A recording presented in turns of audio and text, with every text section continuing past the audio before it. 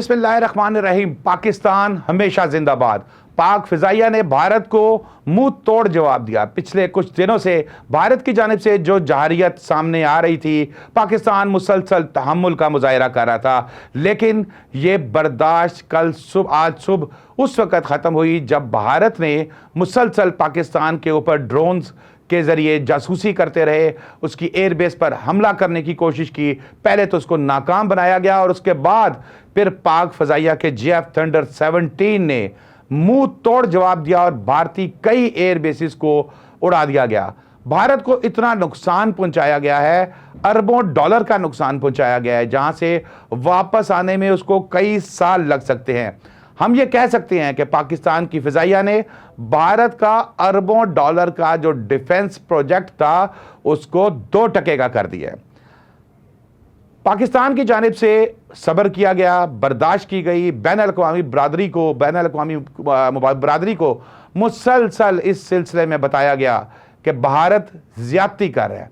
कल रात को जो ड्रामा भारत की जानिब से शुरू किया गया, तो अपने ही कुछ इलाकों में उन्होंने मिसाइल मारे, कुछ तबाही मचाई, ताकि वहां पर मौजूद सिख बरादरी जो पाकिस्तानियों के साथ खड़ी है, उनको पाकिस्तानियों के खिलाफ किया जाए। लेकिन जब पाक फौज ने कार्रवाई की तो सबसे पहले उस एयरबेस को निशाना बनाया जहां से हमारे सिख भाइयों पर भारतीय सेना अटैक कर रही थी।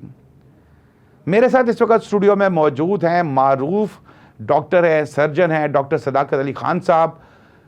नाज़रीन, डॉक्टर साहब को यहाँ पर मदऊ करने का मकसद सिर्फ ये था कि अब हम एक जंग की हालत में दाखिल हो चुके हैं और इंशाअल्लाह दुश्मन को नेस्तो नाबूद कर देंगे।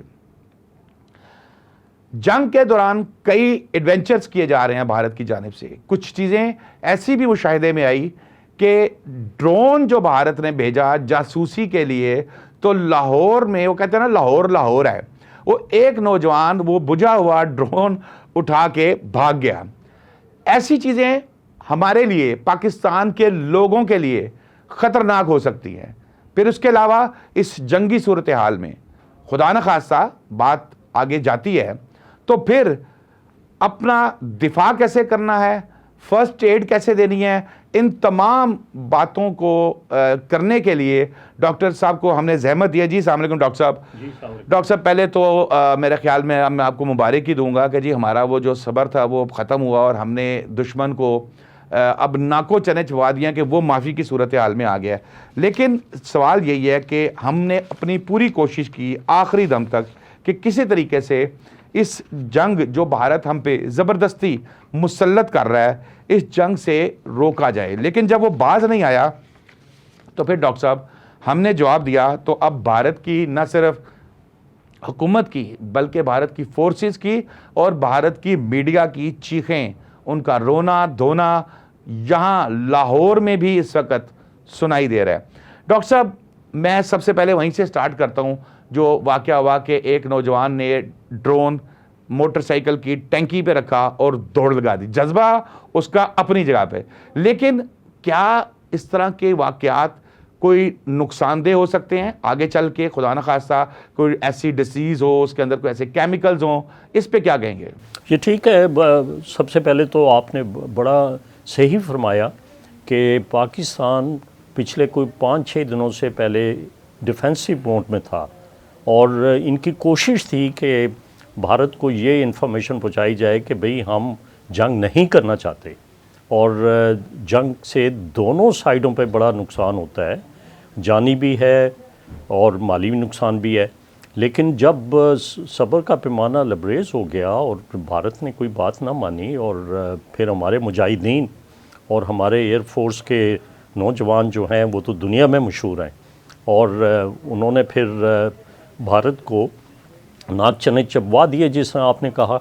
और अब नरेंद्र मोदी को सोच लेना चाहिए बैठ के कि वो खामोशी से पीछे हट जाएं और अपनी ही गलतियों की माफ़ी मांग लें।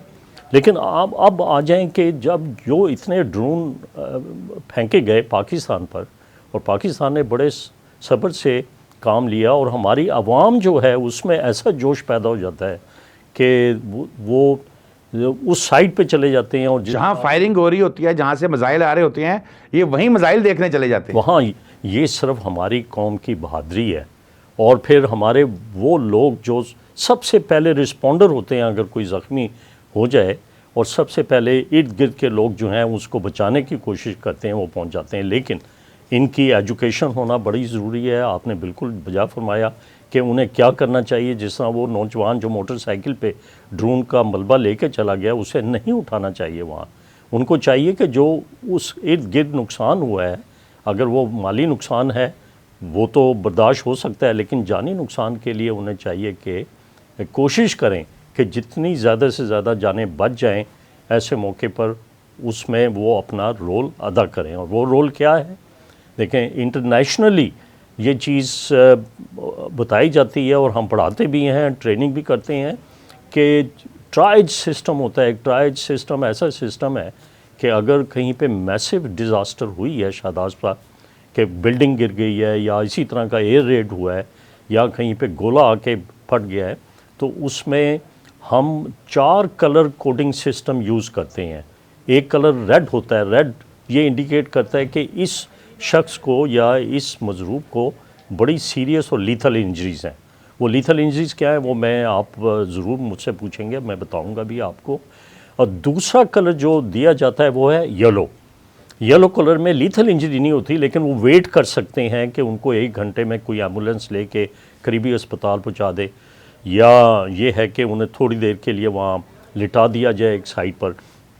तीसरा कलर जो है उसमें वो ग्रीन है। ग्रीन में वो लोग होते हैं जिनको ज़ख्म आए, लेकिन वो इतने बहादुर लोग हैं कि वो उसी ज़ख्म के साथ चलना भी शुरू कर देते हैं और कहते भी नहीं, वो कहते हैं हम खुद इसका इलाज करा लेंगे, और कोई प्रोटेस्ट भी नहीं करते, और ना उनका कोई खून का बहाव ज़्यादा हुआ होता है, ना उनके कोई सांस का अमल डिस्टर्ब हुआ होता है। चौथी चीज़ जो है, चौथा कलर जो है उसको वो ब्लैक कलर दिया जाता है। ब्लैक कलर वो होते हैं जो कि बदकिस्मती से या तो आखिरी सांस ले रहे हैं या वो फौत हो चुके हैं, तो उनकी तरफ उसका तो हर शख्स को पता लग जाएगा। तो जो हमारे रिस्पॉन्डर हैं ऐसे मौके पर, वो इर्द गिर्द के लोग होते हैं और उनको एजुकेट करना बहुत ज़रूरी है। जिस तरह आपने खुद बताया कि किस तरीके से उन्हें एजुकेट करना है। सबसे पहले एजुकेशन ये है कि क्राउड ना इकट्ठा करें वहाँ। सबसे पहले थोड़ा सा वो हमें वो लीथल इंजरीज के हवाले से गाइड कर दें। इंजरीज़ देखें, हर सिस्टम में लीथल इंजरीज़ हैं। सबसे तो खून की कोई शरेयान या खून की कोई वरीद जिसमें गंदा खून होता है, जब वो ज़ख्मी हो जाए तो खून जिस्म का बह जाएगा। 3 से 5 लीटर खून हमारी रगों में उसका दौरानिया चल रहा होता है। दिल के अंदर भी होता है खून। अगर खून ज़्यादा निकल जाए तो उसका हार्ट भी स्टॉप हो जाएगा, ब्रेन को ऑक्सीजन नहीं मिलेगी, और ये लीथल इंजरीज़ के ज़िम्मे में आती है। दूसरा है कि सांस लेने का अमल जो है वो ख़राब हो गया है। अब वो किस तरह ख़राब होता है? अगर सुबह का नाश्ता किया हुआ था, हैवी खाना खाया था, उल्टी हुई वो सांस की नाली में चली गई, मुंह के अंदर कोई मिट्टी चली गई, मुंह के अंदर गन पाउडर चला गया, या कोई बिल्डिंग कोलैप्स की है तो उसकी डस्ट इतनी उड़ी है कि वो नाक के ज़रिए फेफड़ों में जा पहुंची है और उसको ऑक्सीजन की ज़रूरत है। या छाती के ऊपर पसली टूट गई और पसली टूटने से फेफड़ा पंचर हो गया तो फेफड़ा कोलैप्स कर जाएगा और उसको आधे घंटे में या 10 मिनट में सांस का अमल जो है वो ख़त्म हो जाएगा। ये लीथल इंजरी में। फिर दूसरी लीथल इंजरी ये है कि पेट के अंदर अगर कोई जिगर से खून का बहाव बहुत ज़्यादा हो गया है, या जिगर के पेट के अंदर तिल्ली है या गुर्दे डैमेज हो गए हैं, तो वहाँ से तेज़ी से खून का ज़ाया होना शुरू हो जाएगा और ये लीथल इंजरीज़ में आती हैं। हड्डियों का टूटना वो लीथल इंजरीज़ में आती हैं। सर के ऊपर कोई गहरा ज़ख्म हो जाना जिसमें कि सर खोपड़ी की हड्डी टूट गई और वो अंदर चलेगी दिमाग के अंदर, तो उसमें वो बेहोशी तारी हो जाएगी, ये लीथल इंजरीज़ में आती है। डॉक्टर साहब, हड्डी टूटने की सूरत में क्या इसमें फर्स्ट एड होनी चाहिए? देखें, हड्डी टूटने में ये डिपेंड करता है कि हड्डी कौन सी टूटी है। अब जो हमारे बाजू की या टांग की हड्डी टूटी है तो उसका सबसे अच्छा तरीका है कि बाजू को जिस्म के साथ चौड़े कपड़े से बांध दिया जाए ताकि बाजू हिले ना।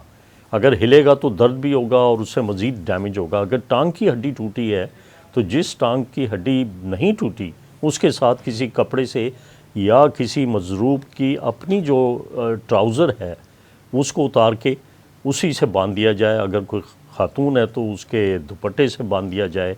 और कोशिश ये करनी चाहिए कि जहाँ से खून बह रहा है उसको किसी भी चीज़ से जो भी अवेलेबल हो, जिस टिश्यू पेपर है या कपड़ा है, जो साफ़ कपड़े को ऊपर रख के टाइट सी पट्टी बांध दी जाए तो खून का बहाव रुक जाएगा वहाँ पर। और दूसरा तरीका ये भी है कि आप अगर टांग के निचले हिस्से से खून बह रहा है तो ऊपर किसी अच्छी रस्सी से बांध दें ताकि वहाँ की खून की शरेआन जो है उस हिस्से को खून की सप्लाई रोक दे। और फिर ये रेड कलर के टायर्ड सिस्टम में इनको फ़ौरन अस्पताल पहुँचा दिया जाए। डॉक्टर साहब, मेडिसिन्स क्या आप सजेस्ट करेंगे कि इस किस्म के हालात में, अगर खुदा न खास्ता, क्योंकि अव्वल तो अल्हम्दुलिल्लाह जिस तरह हमने मोदी सरकार की टिंड की है उसके बाद ऐसा इम्कान तो बिल्कुल कोई नहीं है, लेकिन अगर ऐसी सिचुएशन होती है, मैं समझता हूँ कि हमारे लोगों को कम से कम इससे आगाही होनी चाहिए। किस तरह की मेडिसिन, फर्स्ट एड मेडिसिन जिसको हम कहते हैं, हमें घरों में रखनी चाहिए फौरी तौर पर? लेकिन जी सबसे पहले तो जो पब्लिक है जो कि ख़ुद फर्स्ट रिस्पॉन्डर के तौर पे जाए हादसे पे पहुंच जाते हैं, उनसे मेरी ये रिक्वेस्ट होगी कि वो एक तो शुरू में जैसा बताया कि वो मजमा ना लगाएं, और दूसरा ये है कि वो अस्पतालों में अपना खून का अतिया दे दें, क्योंकि खून की बड़ी अशद ज़रूरत पड़ती है ऐसे मौके पर। और खून का अतिया रज़ाकाराना तौर पे अगर वो दें तो उनकी सेहत पे कोई असर नहीं पड़ेगा, बल्कि नया ताज़ा खून उनके जिस्म में फ़ौरन बन जाएगा। वो 12 घंटे के अंदर बन जाता है। और अद्वियात में जो सबसे अहम अद्वियात हैं वो हैं दर्द की अद्वियात, मरहम पट्टी, पट्टियाँ, पेन किलर्स, और ऐसी अद्वियात हैं जो कि हमें वहाँ पे अगर बहुत ज़्यादा कोई डस्ट अगर ज़ख़म के ऊपर लग गई है तो उसको पानी से धो, वो जो नमक के पानी के थैले मिलते हैं उनसे धो के फ़ौरन उस पे पट्टी कर दी जाए। और बैंडेज और कॉटन और गाज़, जो स्टेराइल गाज़ होते हैं, और ग्लव्स, इनकी बड़ी ज़रूरत होती है। फिर जिस वक्त रेस्क्यू टीम किसी भी मजरूब को लेके अस्पताल पहुंच जाती है तो अस्पताल के अंदर जो हमारे नौजवान डॉक्टर्स हैं और स्पेशलिस्ट हैं, वो अल्लाह का शुक्र है कि प्रिपेयर्डनेस ऑलरेडी उनको पिछले 5-6 दिनों से है। और तमाम इमरजेंसी डिपार्टमेंट में गवर्नमेंट ऑफ पंजाब ने वाफिर मकदार में वज़ीर आला के हुक्म से अद्वियात पहुँचा दी गई हैं, और टीमों को भी हाई अलर्ट किया हुआ है। छुट्टियां कैंसिल हो गई हैं। जो यंग डॉक्टर्स स्ट्राइक पे थे उन्होंने स्ट्राइक कॉल ऑफ कर दी है। तो जिस वक्त अस्पताल पहुंच जाते हैं तो अस्पताल में ज़्यादा मकदार में पेन किलर्स, एंटीबायोटिक्स और एक टेटनस जो होता है उससे बचने के इंजेक्शन जो हैं वो वहाँ पे अवेलेबल कर दिए हैं। फिर अगर लीथल इंजरीज़ फॉर फेफड़े और सांस के अमल को रोक रही है तो ऑक्सीजन का वहाँ पे मौजूद होना बड़ा ज़रूरी है। और फिर मुंह को साफ़ करने के लिए जो डिस्पोजेबल चीज़ें होती हैं, डिस्पोजेबल सिरिंजेस की बड़ी ज़रूरत पड़ती है। फिर पेशाब की नालियों की ज़रूरत पड़ती है। फिर ये जो हमारे वेन के थ्रू ब्लड प्रेशर को रेस्टोर करने के लिए फ्लूइड्स होती हैं, मुख्तलिफ़ किस्म की फ्लूइड्स हैं, जिसमें डेक्सट्रोज है, रिंगर्स लैक्टेट है, हेमेक्सिल है, फिर ब्लड इटसेल्फ है जिसका मैंने पहले बताया, और इसी तरह नमक के पानी के जो बैग हैं वो वहाँ पर अस्पतालों में वाफिर मिक़दार में मौजूद होने चाहिए। अच्छा डॉक्टर साहब, एक प्रॉब्लम और, मैं क्योंकि अब आप आए हैं तो मैंने कहा मैं आपसे मैक्सिमम फ़ायदा अपने नाजरीन को पहुँचा दूँ। जिस तरह ये बुज़दिल भारत ड्रोन्स भेज रहा था, अच्छा अब यहाँ पर थोड़ा सा पैनिक सिचुएशन ये हो जाती थी कि लोग क्या घरों में बंद हो जाएं या किसी ऐसी जगह पे रहे। हमारे तो लॉरी अक्सर बाहर ग्राउंड में या उधर ड्रोन का पीछा करना शुरू कर देते थे। तो आप क्या सजेस्ट करेंगे कि खुदा न खास्ता ऐसी सिचुएशन के अंदर कि कोई ऐसा ख़तरा हो तो घर में हो, छत के नीचे, या खुले मैदान में होना चाहिए? देखिए, सबसे पहले मैं तो ये कहूँगा कि बच्चे और बूढ़े लोग वो ना जाए हादसे की तरफ। और अगर दूसरे शहरी नौजवान भी जाते हैं तो वो इस बात का ख्याल रखें कि हो सकता है कि वो ड्रोन में के अंदर कोई ऐसा। डॉक्टर साहब बात काट रहा हूँ, लेकिन हमारे बुजुर्गों में ज्यादा जज्बा है, यकीन करें, मैंने बड़े बड़े बाबे भी उधर भागते हुए देखे हैं। आप जारी रखें। तो वो जो ड्रोन या कोई ऐसा एक्सप्लोसिव मटेरियल है जो कि अभी डिटोनेट नहीं हुआ, हो सकता है वो उस वक्त एक्सप्लोड कर जाए जब हमारे नौजवान लोग करीब जाएं और देखने के शौक़ में वहाँ पे जाएं। आप देख लें प्रिंट मीडिया, इलेक्ट्रॉनिक मीडिया से कि कितना बड़ा क्राउड इकट्ठा होता रहा है जहाँ पे भी ड्रोन फेंका गया, और किसी ने ये नहीं कहा कि ये क्या हमारे साथ मुसीबत आ गई है। सब ने बल्कि आगे बढ़ के कोशिश की है कि वहाँ से मलबे को उठाएं, और उस रैकेज को किसी ने तो उसकी शक्ल बना दी कि चादर के ऊपर रख के कि ये इस किस्म का ड्रोन था। किसी ने उसकी इसराइल की साख्त वो दिखा दी कि ये जो इंडिया फेंके जा रहा है ये किसी सोची समझी स्कीम के तहत पाकिस्तान को दबाना चाहता है। फिर उसके अंदर केमिकल भी हो सकता है, वो केमिकल और शार्पनर आपके हाथों को डैमेज कर सकता है। फिर आप इनहेल भी कर सकते हैं गन पाउडर को, उससे भी डैमेज हो सकता है। लेकिन अगर ये चीज़ें इस तरह अपनी खुद प्रोटेक्शन करनी चाहिए, और घरों में अगर आप हैं तो कोशिश करें कि किसी खुले मैदान में जाके नीचे लेट जाएं या बैठ जाएं, या घर के अंदर कुछ ऐसे कॉर्नर्स होते हैं जो बड़े प्रोटेक्टिव होते हैं कि बड़ा स्ट्रॉन्ग पिलर है आपके घर में, उसके साथ आप बैठ जाएं। अगर आपकी स्टेयर्स हैं बड़ी मजबूत स्टेयर्स, उनके नीचे जो जगह बनी हुई है उस उधर बैठ जाएं। अगर बेसमेंट है कोई बनी हुई तो बेसमेंट के अंदर चले जाएं। लेकिन प्रीपेयर्डनेस बहुत ज़रूरी है, और उसमें मैं आपको ज़रूर आप ही के प्रोग्राम के तवज्जुह से आवाम को बताऊंगा कि आपने और क्या फ़र्स्ट एड की एहतियातें करनी है। उसमें सबसे पहले जैसा मैंने बताया कि अगर फ्रैक्चर है तो मरीज़ को लिटा दें, उठा के गोद में या बिठाने की कोशिश ना करें। और बहुत सारे लोग पानी पिलाना शुरू कर देते हैं, पानी भी ना पिलाएं। हो सकता है कि उसको हेड इंजरी है, वो पानी जो आप पिला रहे हैं वो पानी उसके फेफड़ों ये में बड़ी चला इंपॉर्टेंट जाएगा, बात है, तो बिल्कुल। उसके लंग्स में चला जाएगा और ऑक्सीजन को रिप्लेस कर देगा। तो उसको खुली हवा में उसके इर्द गिर्द कोई क्राउड नहीं बनाना। अगर उसके मुंह के अंदर मिट्टी और डस्ट है उसको आप साफ़ कर लें, पानी से धो लें थोड़ा सा साइड पे करके, और कोशिश करें कि अगर बैकबोन डैमेज है और आपको थोड़ा सा भी शक है कि इसकी बैकबोन डैमेज ना हो, उसको बिठाएं भी ना और उसको खड़ा भी ना करें, अदरवाइज़ वो मफलूज हो जाएंगी उसकी टांगें भी और बाजू भी। तो ये एहतियातें साइड के ऊपर करनी पड़ती हैं जहाँ पे कोई इस किस्म का हादसा पेश आया हो। डॉक्टर साहब, एक ये है, ये हमारे पास हर वक्त हाथ में होता है, मोबाइल की बात करो, इसके हवाले से क्या आप सजेस्ट करेंगे, क्या एहतियाती तदबीर होनी चाहिए इस सिचुएशन में, अल्लाह ना करे अगर ऐसा पे आते हैं तो? देखें, इसको स्विच ऑफ रखें। आप सायरन बजते हैं, स्विच ऑफ रखें ही ना जेब के अंदर, इसको घर छोड़ दें।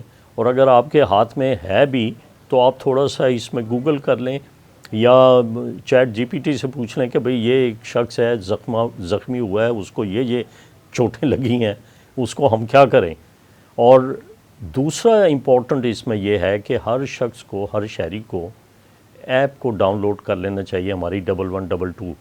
ये बड़ी महारत से ज़ख्मी को जाए हादसे से उठा के 5 से 7 मिनट में अस्पतालों की इमरजेंसी में पहुंचा देते हैं। और सिर्फ पहुंचाते नहीं बल्कि रास्ते में उसको फ़र्स्ट एड देना शुरू कर देते हैं।